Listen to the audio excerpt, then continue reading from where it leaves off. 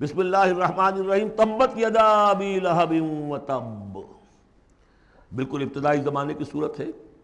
ٹوٹ گئے ہاتھ ابو لہب کے اور وہ برباد ہو گیا خود۔ واقعہ یہ ہے کہ جب حضور کو پر وہ آیت نازل ہوئی جو ہم نے پڑھی ہے سورہ ہجر میں، فاصدع بما تؤمر، پہلے 3 سال تک آپ نے دعوت جو دی ہے وہ لو کی، جسے ہم کہیں گے۔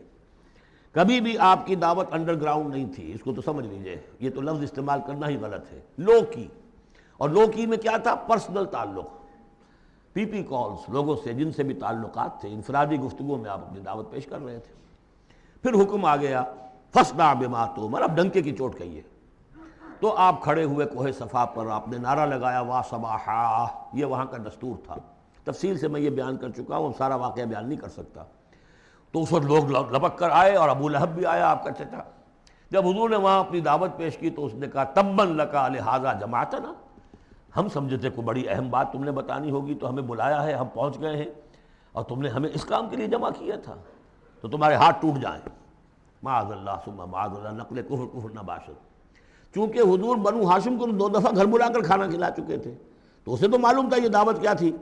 لیکن یہ جو طریقہ آپ نے اختیار کیا تھا وہ تھا جیسا کہ وہاں پر عام الارم کے طور پر ہوتا تھا کہ کوئی فوج کی خبر آئے، کوئی فوج حملہ آور ہونے والی ہے، تو جس شخص کے پاس بھی وہ خبر پہنچ جاتی تھی وہ کپڑے اتار کے مادر ذات برہنہ ہو کر کسی اونچے مقام پر کھڑا ہو کر نعرہ مارتا تھا وا صباحا، ہائے وہ صبح جو آنے والی ہے، غارت گری والی صبح۔ تب لوگ سب دوڑتے تھے، جہاں تک آواز پہنچ گئی، جہاں تک نگاہ دیکھ رہی ہے کہ ننگا کھڑا ہوا ایک آدمی اونچائی کے اوپر، دوڑتے تھے لوگ کہ کیا خبر ہے اس کے پاس۔ حضور معاذ اللہ ننگے ہونے کا کوئی سوال نہیں تھا، لیکن آپ نے آدھی بات ان کی اختیار کر لی جس کے اندر کوئی قباحت نہیں ہے، کہ آپ کھڑے ہوئے اور آپ نے وا صباحا کا نعرہ لگایا۔